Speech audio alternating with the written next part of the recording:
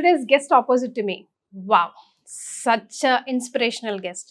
ఒక రకంగా చెప్పాలంటే మనందరి జీవితంలో లైటింగ్ ఆఫ్ ల్యాంప్ లాగా అనిపించవచ్చు. ఒకరోజు కాకపోతే ఒకరోజు మనకు అనేక రకాల సందేహాలు వస్తాయి. ఎవరిని అడగాలో అర్థం కాదు. అవి ధర్మ సందేహాలు కావచ్చు, జీవితాన్ని ఎలా లీడ్ చేయాలి, అసలు ఎందుకు ఈ జీవితం అనుకున్నప్పుడు కూడా అమ్మ చెప్పిన మాటలు తట్టి లేపి నిల్చోబెట్టి మళ్ళీ ప్రౌడ్గా మన లైఫ్ని లీడ్ చేసేలాగా చేశాయి అంటే అది అతిశయోక్తి కాదు. Yes, she is none another than but Ananthalakshmi అమ్మ గారు. నమస్తే అమ్మా. నమస్తే తల్లి. అమ్మ, సుమన్ టీవీతో నాతో కొన్ని వేల వీడియోలు చేస్తుంటారు. అవునమ్మా. ఎస్, సో వాటన్నిటిని ఇన్స్పిరేషన్గా చేసుకొని ఈరోజు ఈ పాడ్కాస్ట్ మనం చేయబోతున్నాం. ఫస్ట్ ఆఫ్ ఆల్, అసలు మీ దినచర్య ఎలా మొదలవుతుందో తెలుసుకోవాలి.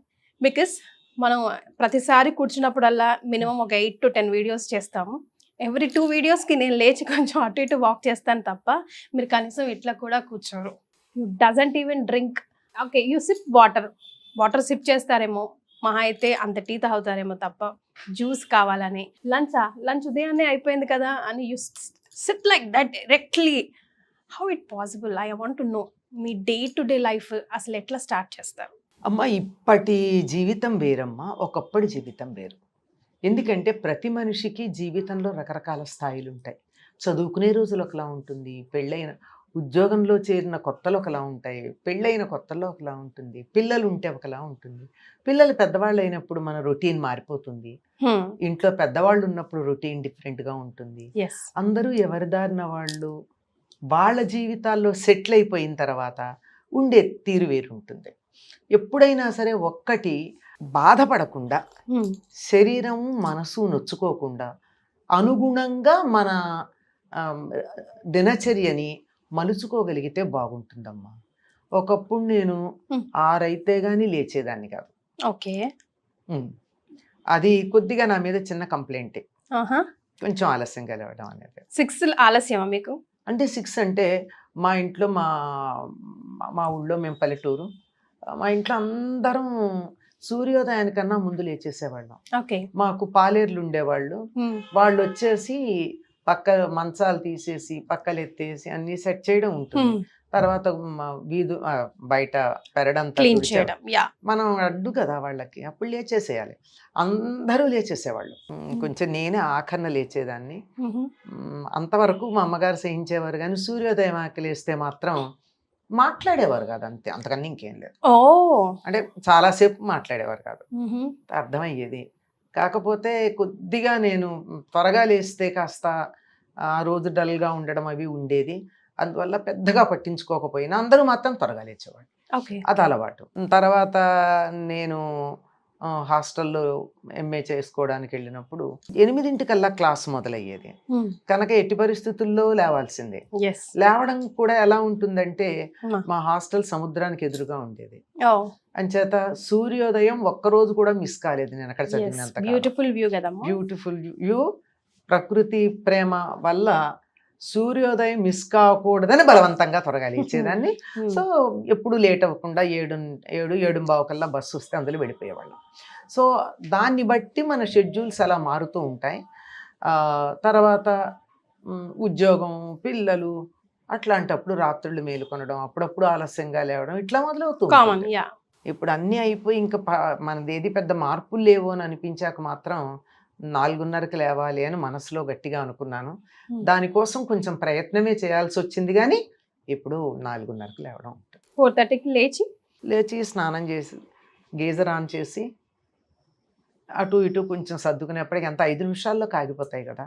స్నానం చేసి 5:00కల్లా మాకు ఒక క్లాస్ ఉంటుందమ్మా, గూగుల్ మీట్ ఉంటుంది, దానికి జాయిన్ అయిపోతారు. ఏమంటే లలితా సహస్రనామం నేర్చుకున్న వాళ్ళు ఉన్నారు. తప్పులు చదివి అమ్మవారిని బాధ పెడుతున్నారని నేను చాలా నొచ్చుకునేటటువంటి విషయం కదా. అలా నేర్చుకున్న వాళ్ళు ఉన్నారు. ఆ నేర్చుకున్నటువంటి వాళ్ళే కాకుండా జనరల్గా లలిత నా దగ్గరే కాకుండా నేర్చుకున్న వాళ్ళు ఉన్నారు కదా, వాళ్ళంతా ఒక గ్రూప్ గా చదువుతారు. ఒక్కళ్ళు చదువుతారు, మిగిలిన వాళ్ళు వింటారు. నేను విని ఒకవేళ ఎవరైనా చదివిన దాంట్లో చిన్న దోషం ఉంటే నేను కరెక్ట్ చేస్తాను, నా పారాయణ అయిపోతుంది. నేనే కాదు, మొత్తం సుమారుగా దరిదాపుల్లో 60 మంది దాకా మెంబర్లు ఉన్నారు, కానీ డెఫినెట్ గా అందరూ చేరేది 35-40 మంది చేరతారు. ప్రతిరోజు. అంటే ఎవరి ఇబ్బందులు వాళ్ళకు ఉంటాయి కదా, నేను కూడా ఎప్పుడన్నా చేరకపోవచ్చు. అలా చేసి వింటాను. 5 నుంచి 5:30 దాకా లలిత చదువుతారు. 5:30 నుంచి 6 దాకా సౌందర్య లహరి కానీ, సోమవారం అయితే శివానంద లహరి కానీ చదువుతారు. ఈ మొత్తంలో కూడా ఎక్కడన్నా వాళ్ళు చదివే వాళ్ళల్లో తప్పు ఉందనుకోండి, ఒకరోజు చదివితే నేను పట్టించుకోను, ఎందుకంటే స్లిప్ టంగ్ ఉంటుంది. 2 రోజులు కూడా ఓకే గుర్తు పెట్టుకుంటాం. 3వ రోజు సేమ్ మిస్టేక్ రిపీట్ చేస్తే కరెక్ట్ చేస్తా. మీరు ఇక్కడ తప్పు చేయాలి, వాళ్ళు they are ready to be corrected. అందువల్ల హ్యాపీ.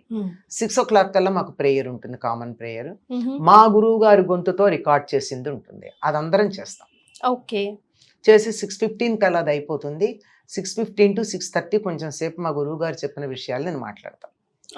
నేను ఎప్పుడన్నా మీతో మాట్లాడినా మీరు బాగుంది అని చెప్పేవన్నీ కూడా నా సొంతం కాదమ్మా, మా గురువు గారు మాకు చెప్పినవి అవే నేను నా భాషలో చెప్తా, మరి అవే వాళ్ళకు కూడా చెప్తూ ఉంటాను. ఆ 6:30 నుంచి ఇంకా కొన్ని స్తోత్రాలు చదువుతారు, అవన్నీ వింటాను. ఓకే, ఈ లోపల ఈ వినే టైంలోనే నాకు దేవుడి దగ్గర శుభ్రం చేసుకోవడం, దీపంలో ఒత్తులు వేసుకోవడం, పూలు సర్దడం అంతా అయిపోతాయి. 4:30కి before starting that I will have a cup of tea morning, early morning. Okay, తర్వాత ఈ 7 o'clock కల్లా ఇది అయిపోతుంది. ఇంకో కప్ ఆఫ్ టీ తాగి రామాయణాన్ని కూర్చుంటాను. మన SVBCలో వస్తుంది. అంటే ఈ చెప్పడాన్ని బట్టి మీకు ఏమైనా అర్థం అవుతుంది, ఇదంతా from corona this schedule. Okay, అంతకుముందు నాకు ఇంట్లో పిల్లలు, వాళ్ళ పురుళ్ళు, చంటి పిల్లలు ఉండేది. సో నా టైం అంతా వాళ్ళని బట్టి నేను అడ్జస్ట్ చేసుకునేదాన్ని. ఈ కార్యక్రమాలన్నీ ఉండేవి. ఈ గూగుల్ మీట్ మాత్రం అటెండ్ అయ్యేదాన్ని కాదు. నాకు ఇంట్లో చంటి పిల్లలు ఉంటే నేను వాళ్ళని చూసుకోవాలి కదా, ప్రధానం వాళ్ళు. ఇప్పుడు లలిత ఎవరైనా చెప్తారు, నా మనవడిని ఎవరు చూస్తారు, నేనే చూడాలి, ఇంకోళ్ళు చూడరు కదా. నా కూతుర్ని కానీ నా మనవడిని కానీ చూసేది నేనే, ఇంకోటి చేయలేరు. అది లలిత కావాలంటే 100 మంది కరెక్ట్ చేస్తారు, 1000 మంది కరెక్ట్ చేస్తారు కదా. సో అట్లా ఉంది ఈ రొటీన్ అంతా. అది 8 కల్లా రామాయణం అయిపోతుంది కదా. అప్పుడు ఒకసారి ఫోన్ తీసి ఎవరన్నా ఏమన్నా ఎమర్జెన్సీ మెసేజ్లు ఉన్నాయేమో చూసుకుని అప్పుడు పూజ వంట అయిపోతాయమ్మా. 9 కల్లా అయిపోతుంది. బ్రేక్ఫాస్ట్ ఎప్పుడు చేస్తారు మీరు? బ్రేక్ఫాస్ట్ కల్చర్ లేదమ్మా మాకు. 9 o'clock కల్లా పూజ అయిపోతూనే వండింది దేవుడికి నైవేద్యం పెట్టేయడం. బయటికి రావాలి అంటే ఇమీడియట్గా 9:15, 9:30 కల్లా భోజనం చేసేస్తాం. లేదంటే కొంచెం సేపు ఆగి 10 మ్యాక్సిమం 10:30 లోపల తినేస్తాను భోజనం. ఎందుకంటే చిన్నప్పటి నుంచి అది అలవాటు. ఓకే, స్కూల్కి వెళ్ళే రోజుల్లో దగ్గర నుంచి, తర్వాత కాలేజీలో చదువుకునే రోజులు కానీ, తర్వాత ఉద్యోగం కానీ, ఎక్కడ చేసినా 10 కల్లా వెళ్ళిపోయే అలవాటు. 10 లోపల 9, 9:30 కల్లా భోజనం చేసి వెళ్ళిపోవడం, అది అలవాటు. అప్పటికి ఇప్పటికి అది అలవాటు. ఓకే, అగైన్ మళ్ళీ లంచ్ చేయరు మీరు? అసలు లంచే కదమ్మా పొద్దున్న చేసి. 10 o'clock చేస్తే మళ్ళీ 12 o'clock ఆకలి వేస్తుంది కదమ్మా. వెయ్యదమ్మా, అలవాట్లేదు. అయితే ఇంట్లో ఉంటే టీ తాగుతాం, అవైలబుల్గా ఉంటే టీ తాగుతాం. మాకు టీ అవైలబుల్గా ఉండేది కాదు నేను ఉద్యోగం చేసిన చోట మొదట్లో. అంటే టీ కూడా ఉండేది కాదు. ఇంటికి వచ్చి 4 o'clockకి టీ తాగేవాళ్ళు, అంతే. తాగేసిన తర్వాత ఇంకా మళ్ళీ నైట్ మొదట్లో తినేవాళ్ళం, తర్వాత ఎందుకు అలవాటు పోయింది నైట్ భోజనం చేయడం. అసలు నైట్ ఏం తినరా? మార్నింగ్ పళ్ళు తింటాను. ఇంట్లో ఎవరన్నా ఉంటే చేస్తా, ఎందుకు చేయను. తను భోజనం చేసేవారు కాదు, తనకి టిఫిన్ చేయాల్సి వచ్చేది. రొట్టెలు ఏదో ఒకటి, దోశలో ఇడ్లీలో ఏదో ఒకటి చేసి పెట్టేదాన్ని. పిల్లలు ఉంటే పిల్లలకు భోజనాలు అన్ని చేస్తాం. నాకే ఎందుకు అలవాటు పోయిందో నాకు తెలియదు అసలు. నేను కావాలని అనుకోలేదు, భోజనం చేయకూడదని నియమం లేదు నాకు.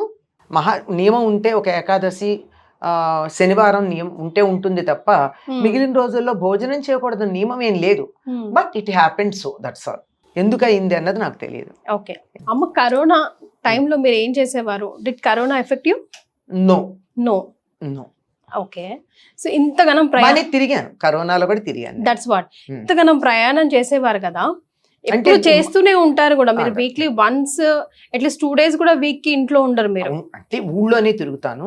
నెలకి 2-3 రోజులు మాత్రం అవుట్ ఆఫ్ స్టేషన్ వెళ్తూ ఉంటాను. హౌ డు యు మేనేజ్ అమ్మా? ఎనర్జీ ఎట్లకెళ్ళి వస్తుంది? కాదమ్మా, ఇప్పుడు ట్రైన్ ఎక్కి కూర్చుంటాం. ఇప్పుడు మేము చేస్తున్న ఉద్యోగాలకి ఇప్పుడు ఈ కూర్చొని చేసే ఉద్యోగం మాట్లాడి అలసిపోయి మీకేం తెలుసు? పొద్దు నుంచి పని చేసి వస్తున్నాం, వాగిన నోళ్ళు వాగుతున్నట్టు ఉంటాయి మావి, మీకు ఏం తెలుసా అంటాం. మళ్ళీ ఇట్లున్నాం పుష్టిగా, విగ్రహ పుష్టి నైవేద్య పుష్టి అన్నట్టు. ఇష్టమైన పని చేసేటప్పుడు ఏ ఇబ్బంది ఉండదమ్మా. మనిషికి ఇంతకు ముందు కూడా ఒకసారి చెప్పాను నేను, మనిషి అలసిపోయేది ఫిజికల్లీ శ్రమ పడడం వల్ల కాదు, నేను శ్రమ పడుతున్నానన్న మానసికమైన భావన వల్ల. అంతే అంటారా? అంతే. ఇప్పుడు ట్రైన్ ఎక్కుతాను, హ్యాపీగా కూర్చుంటాను నేను. లేట్ నైట్ ట్రైన్ అనుకో, ఎక్కంగానే పడుకుంటా. త్వరగా ఎక్కాను అనుకో, అక్కడ ఫోన్లు ఉండవు, డిస్టర్బ్ చేసే వాళ్ళు ఉండరు, హాయిగా ల్యాప్టాప్ మీద ఒక ఆర్టికల్ రాసుకుంటాను, 10 పడుకుంటా, హాయిగా దిగాల్సిన చోట దిగుతా, అయిపోయింది. దానికి శ్రమ ఏముంది? హాయిగా ఉయ్యాలుగినట్టు ఊగుతుంది ట్రైను, పడుకోవచ్చు కదా. అవునా కదా? దీనికి శ్రమ ఏముంది? కాకపోతే ఏమిటంటే మనం అక్కడికి వెళ్ళేటప్పుడు పట్టుకు వెళ్ళాల్సిన బట్టలు కానీ వస్తువులు కానీ ఏమున్నాయో అవి సర్దుకోవడం ఒక అరగంట పని ఉంటుంది. మరి తిరిగి వచ్చేప్పటికి మళ్ళీ మనం ఇబ్బంది పడకుండా ఇంట్లో సెట్ చేసుకోవడం ఇంకో అరగంట పని ఉంటుంది. ఈ అరగంట 2 అరగంటల పని పడుతున్నాం కానీ 2 రోజులు పని లేదు కదా, ఇంట్లో లేనప్పుడు ఇంటి పని లేదు కదా. Is it not a relief? yes it is. అబ్బా ప్రయాణమా అనుకుంటే అబ్బానే ప్రయాణమా, అబ్బా అన్న ప్రయాణమా అన్నది ఒకప్పుడు నేను చాలా హ్యాపీగా నేనే వీళ్ళ రిజర్వేషన్స్ అన్నీ చేయించుకునేదాన్ని. ఈ మధ్యకాలంలో నేను ఒకటే చెప్తున్నాను, రిజర్వేషన్ మీరు చేయించండి, నేను వస్తాను. ఎందుకంటే ఒకప్పుడు నేను కాలేజీలో పనిచేసే రోజుల్లో పక్కనే నాకు సీతాఫల్ మండి రైల్వే స్టేషన్ ఉండేది. లంచ్ బ్రేక్లో అలా సరదాగా నడుచుకుంటూ వెళ్ళి రిజర్వేషన్ చేయించుకొచ్చేసేదాన్ని. ఇప్పుడు నేను ప్రత్యేకంగా సికింద్రాబాద్ కానీ కాచిగూడ కానీ వెళ్ళాలి. వెళ్ళి రావడం అన్నది ఇట్స్ బద్ధకం. అసలు వద్దు కూడా అమ్మ, కొంచెం రెస్ట్ తీసుకోండి. అంతే. అందుకే అన్ని నేనే చేస్తాను అనుకుంటే కాదు, అప్పుడు చేసేదాన్ని. ఇప్పుడు నేను చెప్తున్నా, రిజర్వేషన్ మీరు చేయిస్తే వస్తా. మరి అమ్మ లేదు నేను వెళ్ళాల్సిన పని ఉందనుకో, నేను ఫలానా చోటకి వెళ్ళాలి అని ఒక చిన్న మెసేజ్ నాకు మా గ్రూప్ ఉంది, మా ఫ్యామిలీ గ్రూప్ పెడతా, వెంటనే అందరూ రెస్పాండ్ అవుతారు. ఎవరు నేను చేస్తాను, మీరు డిసైడ్ చేసుకోండి, ఎవరో ఒకటి చేసి పెట్టండి, చేసి నాకు పంపించండి. పిల్లలు చేస్తారు. అమ్మ నాకు మీ ఫ్యామిలీ గురించి చెప్పరా? లైక్ మదర్, ఫాదర్, మీ గురువు గారి గురించి, సార్ గురించి, పిల్లలు, సిస్టర్స్, బ్రదర్స్, వాళ్ళందరి గురించి ఒక మాట. మా నాన్నగారు టీచర్ అమ్మా. మా అమ్మ నాన్నగారు టీచరు, మా నాన్నగారు కూడా టీచరే. ఓకే. మా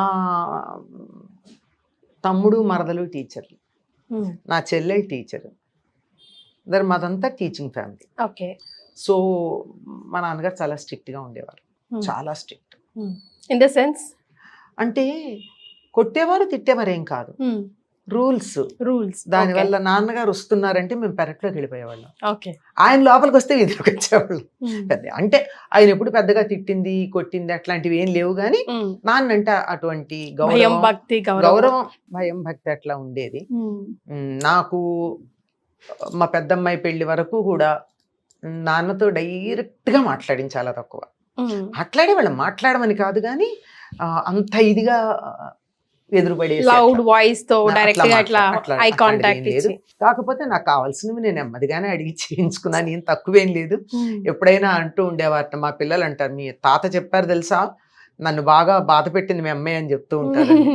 ఏం లేదు, మా ఫ్యామిలీస్ లో ఆడపిల్లలు చదువుకోవడం లేకపోతే నేను గట్టిగా ఫైట్ చేసే, నిరాహార దీక్ష చేసి మరీ మళ్ళీ చదివించమని గట్టిగా అడిగాను. దానివల్ల ఆయనకి చదివించాలని ఉంది కానీ మా స్తోమత సరిపోతుందా లేదా, ఇంతమంది పిల్లలు ఉన్నారు, బోల్డ్ ఫ్యామిలీస్ వెనకాల ఉన్నాయి, నాన్న కొంచెం ఆర్థికంగా కొద్దిగా ఆదుకోవాల్సిన ఫ్యామిలీస్. ఫ్యామిలీ బాధ్యతలు అన్నీ కాదు కానీ కొద్దిగా సపోర్ట్ ఇవ్వాల్సిన ఫ్యామిలీస్ అవి ఉన్నాయి. నేను చదివించగలనా లేదా అని ఆయన అనుకుంటూ ఉంటే, సరే మెడిసిన్ కాకపోయినా డిగ్రీ అన్నా చదివించమని నేను రాజీ పడ్డాను. అలాగా చదివించ, అదొకటే బాధ. ఎందుకన్నా ఇంకేలా ఆ విషయానికే చెప్తారు, బాగా పేచీ పెట్టి నన్ను బాధ పెట్టి చదువుకుంది, నో రిగ్రెట్స్ అని కూడా చెప్పారనుకో. అట్లా మా అమ్మగారికి చదువు అంటే చాలా ఇష్టం, మా అమ్మమ్మ గారికి చాలా ఇష్టం. అవన్నీ ఆ కారణంగా ఆవిడ సంతకం పెట్టలేరు కానీ రామాయణ భారత భాగవతాలు అలవోకగా చదివి అంతకన్నా బాగా అర్థం చెప్పగలిగేవారు. అట్లా ఉందన్నమాట. సో అది నాకు 3 చెల్లెళ్ళు, 2 తమ్ముళ్ళు. నేను ఎల్డెస్ట్. ఇప్పటికి కూడా మా 5గురు కూడా వాళ్ళ స్పౌసెస్, వాళ్ళ పిల్లలు కూడా నన్ను మా అమ్మతో ఈక్వల్గా ట్రీట్ చేస్తారు. Yes. వాళ్ళు ఆ రెస్పెక్ట్ ఇస్తారు నాకు. పెద్దక్క అని చెప్పి నన్ను బాగానే You meet అమ్మా, మీరు కలుస్తారా అందరూ స్టిల్? కలుస్తూనే ఉంటాం. ఓకే. నేను తప్పనిసరిగా నా పిల్లలకి పల్లెటూరు వాతావరణం తెలియాలని చెప్పి ఎవ్రీ సమ్మర్ నేను మా ఊర్లోనే గడిపారు మా పిల్లలు. They have sweet memories about their grand parents place. పల్లెటూరు అని, తాతగారు, నా మామలు బాగా చనువు ఉన్నారు మా పిల్లలకి. మా తమ్ముడు నాతో చనువుగా ఉండడు, చెప్పానుగా గౌరవం.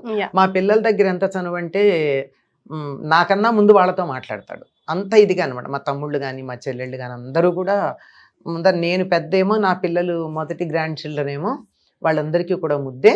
వాళ్ళ పిల్లల్ని మేము అలాగే చూసుకున్నాం. మా తమ్ముడి పిల్లలు, చెల్లెలి పిల్లలు ఈ ఊళ్ళో ఉద్యోగాలకు వస్తే మొట్టమొదటి నా దగ్గరే ఉండి, తర్వాత వాళ్ళు పెళ్ళిళ్ళు వేయి వాళ్ళ ఇల్లు తీసుకుని వెళ్ళడం, ముందర రావడం ముందర పెద్దత్త దగ్గరికే వెళ్ళాలి, ఇక్కడికే వచ్చేస్తారు పెద్దమ్మ లేకపోతే పెద్దత్త అంటూ, అంత ఇదిగానే ఉంటారు. పుట్టినూరు ఏదమ్మా మీరు? తాడంకి అని కృష్ణా జిల్లా అమ్మ. ఓకే, అక్కడ రైట్. మా అత్తగారు, అమ్మగారి అత్తగారు, మా అత్తగారు ఎలా చూసారు, ఎప్పుడు చూసారు, ఎలా కుదిరింది? అమ్మో పరమగయ్యాలి, ఎలా ఇచ్చావు ఆ ఇంట్లోకి మీ అమ్మాయిని అని అన్నారట మా అమ్మగారితో. కానీ నాకు అట్లా ఎప్పుడు అనిపించలేదు.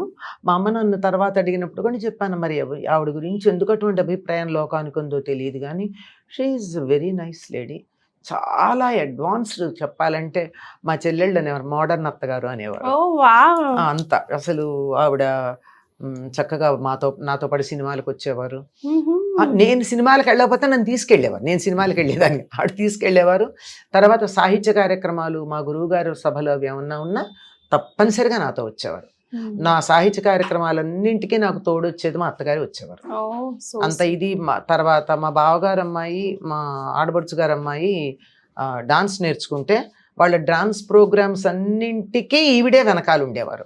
ఇంట్లో రిహార్సల్స్ చేయిస్తే వచ్చిన డాన్స్ టీచర్లకి, నట్టువాంగం వాళ్ళకి అన్ని పులిహార్లు అవి చేసి పెట్టడం, కాఫీలు టిఫిన్లు ఇవ్వడం, వాళ్ళందరితో కూర్చోవడం.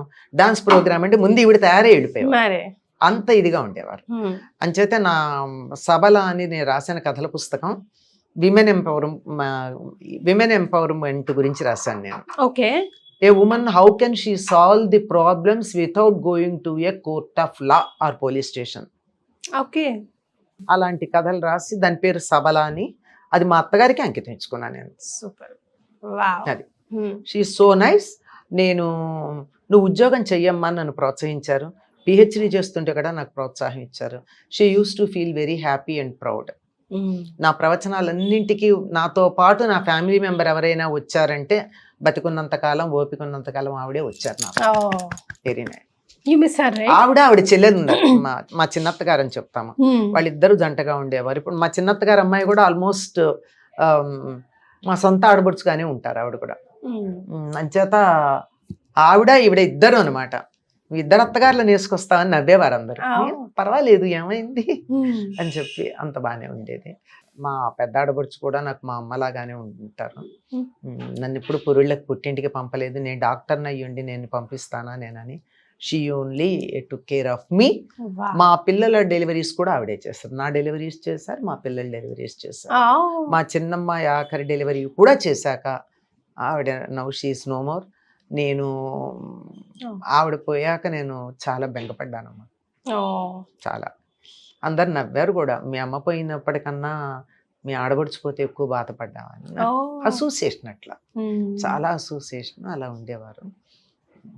డాక్టర్ పావని అంటే అందరికీ తెలుసు సిటీలో, ఈ జనరేషన్ వాళ్ళకి తెలియదు కానీ 40-45 ఏళ్ళు ఉన్న వాళ్ళందరికీ కూడా సిటీలో ఆవిడ షీఈస్ వెరీ పాపులర్ గైనకాలజిస్ట్. అట్లా ఆ తమ్ముడు అంటే పిచ్చి ప్రేమ ఆవిడికి. ఆ ప్రేమ నా మీద కూడా ఎక్స్టెండ్ చేశారు. ఆ తర్వాత ఎప్పుడైనా కల్లోకి రావడం, మాట్లాడడం? నాకు అసలు ఎవ్వరు కల్లోకి రా అందువల్ల అటువంటిది ఏం లేదు. But I feel her presence every time అనమాట. పక్కనే ఉండేవారు కదా, ఎవరినైనా ఇలా వస్తే ఆవిడే వచ్చారని ఇప్పటికి కూడా అయ్యో పిల్లలతో పాటు నేను కూడా పావనత్త అనేస్తూ ఉంటాను అనమాట. పావనత్త వచ్చిందని లేచి చూస్తాను అనమాట, ఉలిక్కిపడి. అట్లా ఉంటుంది. తను కూడా, మా హస్బెండ్ కూడా నా కెరీర్కి ఎప్పుడు అడ్డు రాలేదు. హి యూజ్డ్ టు ఎంకరేజ్ మీ. అమ్మ మీరు ఎప్పుడు మనం of the camera off the record మాట్లాడుకున్నా కూడా ఫస్ట్ ఎప్పుడైనా ఎక్స్పీరియన్స్ గురించి మాట్లాడడం అంటే ఎప్పుడు మీ అత్తగారి గురించే you spoke. Afterwards me your father నాన్నగారి గురించి మాట్లాడారు తప్ప సార్ గురించి అంకుల్ గారి గురించి మీ హస్బెండ్ గురించి you never spoke till now. It's so private అమ్మ, ఇట్స్ సో పర్సనల్.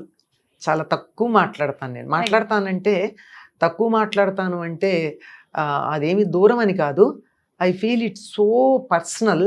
చాలా తక్కువ ఎక్స్ప్రెస్ చేస్తాను, అది ఎందుకో తెలియదు మరి. పిల్లల దగ్గర కూడా నేను చాలా తక్కువ. మా వాళ్ళు అయితే చెప్తూ ఉంటారు డాడీ ఇది డాడీ ఇదని. నేనే కొంచెం తక్కువ మాట్లాడతాను. It's so inside and personal అనమాట. And he never discouraged me, he always encouraged me. He is only a graduate. నేను పిహెచ్డి చేస్తే కూడా తను ఏమనలేదు ఆ రోజుల్లో. పైగా నాకు అంతా పిహెచ్డి కావాలంటే ఎక్కడికి కావాలంటే అక్కడికి, ఎక్కడ లైబ్రరీ ఉందంటే అక్కడికి నాతో పాటు నన్ను బండి మీద తీసుకెళ్ళి నేను లైబ్రరీలో మొత్తం చదువు పూర్తయ్యేదాకా వెయిట్ చేసేవారు.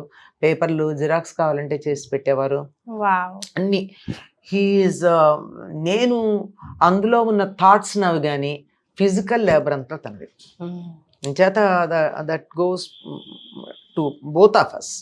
నేను తంజావూరు వెళ్ళాలంటే సౌత్ టూర్ వెళ్ళినప్పుడు తంజావూరు తప్పనిసరిగా ఒక మేజర్ స్టేగా పెట్టుకుని మేము తంజావూరు లైబ్రరీకి వెళ్ళడం కూడా అయింది.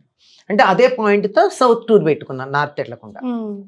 ఇలాగే మీరు అన్నారు ఆ రోజుల్లోనే అనే మాట. అట్లా కొంతమంది అదేంటి తనంత ఎక్కువ క్వాలిఫికేషన్స్ తెచ్చుకుంటూ ఉంటే నీకు ఇన్ఫీరియారిటీ కాంప్లెక్స్ రాలేదా అడగకుండా ఉండరు కదా. ఇప్పుడంటే ఓకే, అప్పుడైతే చాలా ఇప్పుడు కూడా చాలా మంది భరించలేరమ్మా, చాలా మంది భరించలేరు. అంటే it's a feather in my cap. మా ఇద్దరి మధ్య తేడా ఏమిటి? తనకొస్తే ఒక డిగ్రీ, అది నాకు కాదని మీరు ఎట్లా అనుకుంటున్నారు అని అడిగారు. సో అందుకే నేను ఎక్కువ డిఫరెంట్ గా, నాకన్నా డిఫరెంట్ అని చెప్పి నేను ఎక్కువ చెప్పలేను. అది లైక్ టూ పీసెస్ అని అన్న ఫీలింగ్ ఉండదు అనమాట. అందువల్ల ఎక్కువగా మా పిల్లలు కూడా అది అంటారు, అమ్మ ఎప్పుడు మాట్లాడదు నాన్న గురించి డాడీ గురించి. వాళ్ళని ఆయనకి ఇంగ్లీష్ ఇష్టం అనమాట, డాడీ అని పిలిపించుకునేవారు. నన్నైతే అమ్మ అని పిలుస్తారు పిల్లలు. మా పిల్లలందరూ కూడా అంతే. ఆయన కొద్దిగా ఇంగ్లీష్ లిటరేచర్లో he is very good in English literature, చాలా బాగా మంచి.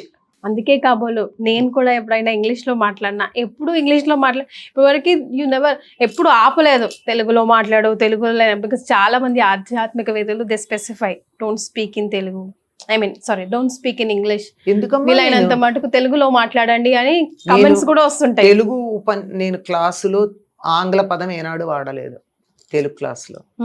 మరి సెమినార్లకు వెడితే ఒక్క తెలుగు పదం వాడకుండా ఇంగ్లీషే మాట్లాడతా. I give lectures in English without using one Telugu word. చేత ఏ భాషకు ఆ భాషే. మా ఇంట్లో అన్ని బాగా ఉర్దూ మాట్లాడేవారు, మంచి ఇక్కడే పుట్టి పెరిగారు కనుక బ్రహ్మాండమైన ఉర్దూ. తర్వాత ఉర్దూ షాయరీలు కోట్ చేస్తూ ఉండేవారు. ఇంగ్లీష్ బుక్స్ కొన్ని అయితే నేను చదవను కూడా చదవలేదు కొన్ని books. He use to read and give me the gist of it. So అది అట్లా ఉండేది. అందుకే నాకు డిఫరెంట్గా చెప్పడానికి ఏమీ ప్రత్యేకం ఉండదు. అసలు ఏం జరిగింది ఏంటి? Where did you last him? ఎప్పుడు, ఎలా? Throat cancer. 2 years treatment. Okay. Almost 2 years, 10 days in Apollo and 9 days at home. 10 days in Apollo and 9 days at home I spent. Okay. From 2011 February to December 2012. Okay. అది కూడా he never felt bad.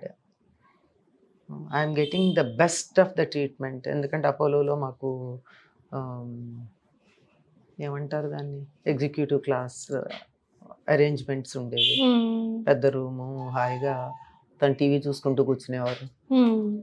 అక్కడ నేను ఉండేదాన్ని. Whatever he ask something it will be served, అలా ఉండేది. Correct. So నవ్వేవారు doctor Vijay Kumar లాంటి వాళ్ళు, మీరిద్దరూ హనీమూన్కి వచ్చినట్టు వస్తున్నారు, హాస్పిటల్కి వచ్చినట్టు కాదా. అట్లా అంటే ఏడ్చినందువల్ల బాధపడినందువల్ల బాధే తప్ప ఎక్స్ట్రా ఏమీ మనకి రిలీఫ్ రాదు కదా. అంటే మా చిన్న ప్రాబ్లం వస్తేనే అసలు దేవుడు ఉన్నాడా లేడా, ఇప్పుడు నాకే ఎందుకు ఇలా చేస్తాడు, నేను ఇంతగనం చేసిన ఏం సాధించింది, at last what did I get అని అంటారు కదా. అట్లాంటి క్వశ్చన్స్ ఎప్పుడు మీకు రాలేవా? నాకేం రాలేదమ్మా. నాకు ఏదన్నా వస్తే వాట్ ఈస్ దిస్ అని ప్రేయర్లో మా గురువు గారికి ఒక మాట చెప్పేస్తాను అంతే, అంతకన్నా ఇంకేం లేదు. ఓకే. తను కూడా ఏమనేవారు కాదు. నాకేం నా వెనకాల 3 ఉన్నారు, నాకేం పర్వాలేదు. మా గురువు గారు, ఆయన కూడా గురువు గారు అనుకుంటారు. మా గురువు గారు ఉన్నారు, బాబా ఉన్నారు, మా ఫాదర్ ఉన్నారు. పక్కన నాకు నా లక్ష్మి అని పిలిచారు. లక్ష్మి ఉంది, ఇంకా నాకేంటి సమస్య అని. నాకేం సమస్య లేదు, I'm not feeling anything bad అని కూడా చెప్పారు 2 ఏళ్ళు హాస్పిటల్లో ఉండి కూడా. But I was there beside him throughout. All right అమ్మ, ఇప్పుడు మీరు చాలా వీడియోస్లో చెప్పున్నారు లలిత సహస్రనామం అన్నా కూడా లలిత రహస్య సహస్రనామం అనాలని. ఒకసారి దాని ఇంపార్టెన్స్ గురించి. అమ్మా, ఒక మామూలుగా అయినట్టయితే కీర్తి చాలా మంచి పిల్ల అన్న ఒకటే అర్థం, దానికి 4-5 అర్థాలు ఏం లేవు. కీర్తి మంచి పిల్ల అన్నాను అనుకో, కొంచెం ఏదో ఉందా అక్కడ అంటే, కావాలని నీ మంచితనాన్ని హైలైట్ చేశానా, లేకపోతే నువ్వు పైకి మంచితనంగా కనపడుతున్నావు కానీ లోపల వేరే ఏదన్నా ఉందా అన్నాను. ఇది మామూలు రెండే. అట్లా కాకుండా షీఈ్ ఎఫిషియెంట్ అన్నా. ఎఫిషియెంట్ అంటే ఏ రకంగా ఎఫిషియెంట్? ఉద్యోగంలోనా, ఇంట్లోనా, మేనేజ్మెంట్లోనా, ఫైనాన్స్లోనా, ఎందులో ఎఫిషియెంట్ చెప్పమ్మా. ఎస్, స్పెసిఫికేషన్ లేదు. అలా ఒక్క నామంలో కనీసం 5 స్థాయిల మీనింగ్స్ ఇమిడ్చి చెప్పారు. అక్కడ రహస్యం అంటే దాచిపెట్టుకోవడం అని కాదు, నీకు ఒకటా అర్థం కాదు, ఇట్ ఈస్ కోడెడ్, చాలా అంతరార్థాలు ఉన్నాయి, జాగ్రత్తగా చదువుకోండి అని చెప్పడం అంతే. దాచమని కాదు అక్కడ అర్థం. దీన్ని అర్థం చేసుకోవడానికి యు నీడ్ ఎ కీ. బీరువాలో పెట్టాం, తాళం కావాలి. తాళం చెవి ఉంటే కానీ తెరిపిన పడదు. లేకపోతే ఊరికి అద్దాల బీరువాలోంచి లోపల అందమైన చీరలు, నగలు కనపడుతున్నాయి, కానీ అవి కావాలంటే ఏం చెయ్యాలి? తాళం చెవి కావాలి. తాళం చెవి తీసుకుంటే కూడా ఒక్కొక్క అరలో ఒక్కొక్కటి ఉంది. నీకు బయట కూడా కనపడుతోంది కానీ డిఫరెంట్ అరల్లో బోల్డ్ ఉన్నాయి. ఇవన్నీ అట్లా ఒక్కొక్క నామం అలా వ్యక్తిగతమైనటువంటి ఔన్నత్యానికి, కుటుంబపరమైనటువంటి సౌఖ్యానికి, సామాజిక స్పృహకి, పర్యావరణ స్పృహకి, మొత్తం ఖగోళ విజ్ఞానం, ఇలాంటివన్నీ ఇముడ్చుకున్నాయి ఒక్కొక్క నామం. ఇవన్నీ తెలుసుకోవడానికి తాళం చెవులు కావాలయ్యా. ఊరికే పైకి చదివితే అంత మాత్రమే కాదు, ఇంకా చాలా ఉంది అని చెప్పడం ఇందులో అర్థం అనమాట. Yes, so this is your favourite subject, మీ మనసుకి చాలా దగ్గరైన సబ్జెక్ట్. బికాస్ ఇప్పుడు వరకు మీ ఫేస్ ఎలా ఉండింది, లలిత సహస్రనామాలు అనగానే మీ ఫేస్ ఎలా వెలిగిపోతుందో ఎవిడెంట్గా మాకు కనిపిస్తుంది. సో ఈ లలిత సహస్రనామాలు మీ లైఫ్లో తీసుకొచ్చిన చేంజెస్ ఏంటి? Like how you are so attach to it అంటే ఏం చెప్తారు? నాకేమిటో మా జీవితంలో ఏమీ మార్పులు వచ్చినట్టు ఏమి అనిపించదు. ఎంత క్రమంగా వచ్చాయో ఏమిటో నాకైతే తెలియదు. కానీ 72 or 73లోనూ విని చాలా బాగుందని అనుకుంటే నేను చదవచ్చా అంటే తొందర ఎందుకు అన్నారు మా గురువు గారు. ఊరుకున్నా.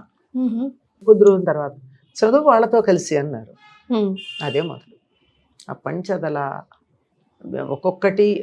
ఒక్కొక్క సందర్భంలో ఒక్కొక్క నామం అలా ఇట్ హాంట్స్ మీ. దాంట్లో ఉన్నటువంటి అర్థం అలా కనపడుతూ ఉంటుంది రకరకాలుగా పరిసరాల్లో. ఒక్కోసారి అయితే ఇప్పుడైతే లేదు, అది కొత్తల్లో అనమాట. ఒక్క నామం అలా ఉండి నిద్దట్లో మెళుకు వచ్చినప్పుడు అదే గుర్తొచ్చేది, నిద్ర లేస్తూ అదే గుర్తొచ్చేది, రోజు మొత్తం ఏ పని చేసినా అదే నామం గుర్తు. అంటే ఆ నామం ఏమిటో అట్లా కొన్ని నామాలు అట్లా చాలా నన్ను ఆకర్షించింది అంతే. అదే నన్ను పట్టుకుంది, నేను దాన్ని పట్టుకోలే, అదే నన్ను పట్టుకుంది. అమ్మ, magical moments of your life అంటే ఏం చెప్తారు? ఎప్పుడైనా అలా కూర్చుని ఎప్పుడైనా అసలు వాట్ ఈస్ గోయింగ్ ఆన్, నేను ఇలాగే ఎందుకు పుట్టాను, నేను ఎందుకు, వాట్ ఈస్ ఐఎమ్ డూయింగ్, ఎందుకు ఇదే చేస్తున్నాను, అట్లా you never sit back and think of yourself. అసలు అలాంటి ఆలోచనలు ఎప్పుడు రాలేదమ్మా. Magical moments of your life అంటే నా లైఫ్ ఒక మ్యాజికల్ మూమెంట్ అంటే నా లైఫ్ ఇలా మారిపోయిందా, ఎందుకు ఇలా అయింది, ఇలా అనుకోకుండా ఇలాంటి హఠాత్తుగా ఏం జరిగిందన్న అదా magical moment? Beautiful moments, like very beautiful moments of your life. ఓ అలాంటిదా? అప్పుడప్పుడు ఉన్నాయమ్మా. డాక్టరేట్ తెచ్చుకున్నప్పుడు అనిపించింది, కానీ అంత ఆనందం అనిపించలా. వచ్చింది అంతే సింపుల్గా అనిపించింది. కానీ బాగా అనిపించింది ఎప్పుడంటే నా కూతురు పైపింగ్ సెరమనీకి వెళ్ళినప్పుడు, when she joined in the army. తన ట్రైనింగ్ పూర్తి చేసుకున్నాక వాళ్ళకి ఇక్కడ కవర్ చేసేసి ఉంటుందన్నమాట వాళ్ళ ర్యాంక్. కరెక్ట్. ఇద్దరు రెండు వైపులా ఫాదర్ మదర్ ఆ ర్యాంకుని మేము ఓపెన్ చేయాలి, ఫాదర్ అండ్ మదర్ ఓపెన్ చేయాలి. Oh okay. That is they say piping. Felt so happy. I did nothing but I'm doing a very good thing. Did I do anything for that? చాలా తనే కదా కష్టపడి training చేసుకున్నాను. 100% ఉన్నాను, లేకపోతే ఎట్లా, support చేయకపోతే ఎట్లా కుదురుతుంది? Oh, she's into military. I don't know this, Amma. She is a major. She retired as a major. Wow. So have to catch her one day for interview. Yes. తను తర్వాత అక్కడికి వెళ్ళినప్పుడు కూడా మాకు చాలా మేము తను పోస్టింగ్ అయినప్పుడు పెడితే మేము దిగేసి ట్రైన్ దిగి కొంచెం దూరం బస్సు అనుకుంటా వెళ్ళాం. అక్కడి నుంచి she hired a taxi for us to go to her quarters. ఆ సంగతి తెలిసి దాని కమాండెంట్ దాన్ని కేకలేశాడు, నీ పేరెంట్స్ వస్తే నువ్వు అఫీషియల్ జీప్ పంపకుండా నువ్వు దీన్ని ప్రైవేట్ అది పర్సనల్ వర్క్ కదండి అంది. అంటే లేదు, నీ పేరెంట్స్ రావడం అనేది పర్సనల్ వర్క్ ఎట్లా అవుతుంది అని చెప్పి ఆ టైంలో అప్పుడు వి రామారావు గారు అక్కడ గవర్నర్గా ఉండేవారు సిక్కింలో. ఆయన నాకు కొద్దిగా పర్సనల్గా తెలుసు అని అక్కడికి ఆయన ఇక్కడికి వచ్చినప్పుడు మీరు అమ్మాయి దగ్గరికి వచ్చినప్పుడు నన్ను కలవండి అన్నారు. అందుకని వాళ్ళు అప్పుడు మాత్రం అఫీషియల్ కనీసం గవర్నర్ దగ్గరికి వెళ్ళేటప్పుడన్నా అఫీషియల్ వెహికల్లో పంపించు, నువ్వు ప్రైవేట్ కారు తీసుకోవద్దు అని అంటే దాంట్లో వెళ్ళాం. అలాంటప్పుడు really feel happy. I feel very happy for that. So మీ అమ్మాయిలే మీకు రక్షణ కవచాలు ఇప్పుడు ప్రెసెంట్ గా, లేదా రివర్స్ గా చెప్తారా? నాకే కదమ్మా, వాళ్ళు మా బంధువర్గం మొత్తానికి రక్షణ కవచాలు. ఎందుకంటే అందరి పిల్లలు అమెరికాలో ఉన్నారు, నా ముగ్గురు పిల్లలే ఇండియాలో ఉన్నారు. ఎవరికేం కావాలన్నా, అంటే మా చెల్లెల పిల్లలు ఉన్నారనుకోండి ఇక్కడ, మా అత్తగారి తరఫున వాళ్ళల్లో ఇండియాలో ఉన్న వాళ్ళు నా ముగ్గురు పిల్లలే. మాకు కొంచెం దేశభక్తి ఎక్కువ కదా, అందువల్ల. అందులోనూ మళ్ళీ అసలు రచన ఆ మాటకు వస్తే షీఈ్ ఇంటూ మిలిటరీ కాబట్టి హోల్ ఇండియన్స్ కి షీఈ్ లైక్ ఎ నంబర్ లా, షీఈ్ లైక్ ఎ స్క్వాడ్. ఎవరు కావాలన్నా వెంటనే, ఏ చిన్న హెల్ప్ కావాలన్నా వెంటనే they will call Gargi or Maitreyi or Radha, ఈ ముగ్గురు. సో ఎప్పుడు కూడా రకరకాల క్వశ్చన్స్ అడిగి అమ్మ ఈ ప్రశ్నకి ఏం జవాబు చెప్తారు, అమ్మ ఈ పూజ ఎలా చేయాలి అని అడిగే నేను ఈ రోజు జస్ట్ ఒక చిన్న స్నీక్ పిక్ మీ లైఫ్ లో కాస్త తొంగి చూసే అవకాశాన్ని మీరు మాకు ఇచ్చారు. ఎలా రియాక్ట్ అవుతారో, అమ్మ చాలా క్వశ్చన్స్ దాటేస్తారేమో అని, ఎక్కడ కూడా మళ్ళీ అమ్మని బాధ పెట్టకూడదు అని చెప్పి. దాచేది ఉందమ్మా, ఎవ్రీథింగ్ ఈజ్, ఇప్పుడు దాచుకుంటే ఏం దాస్తాం ఇందులో, మరి దాచడానికి ఏం లేదు. ఏదన్నా తప్పు చేస్తే దాచాలి. అంటే you don't keep talking about your personal life, right? ఎక్కువ ఇష్టపడరు కదా ఎక్కువ ఏం మాట్లాడడానికి. సో ఆ లైన్స్ ఎక్కడ క్రాస్ చేయకుండా, ఫస్ట్ ఆఫ్ ఆల్ మిమ్మల్ని ఎక్కడ హర్ట్ చేయకుండా మాట్లాడాలనుకున్నాను, బాధ పెట్టకూడదు అని చెప్పేసి. I think I did my job. Thank you so much for joining us today. Thank you.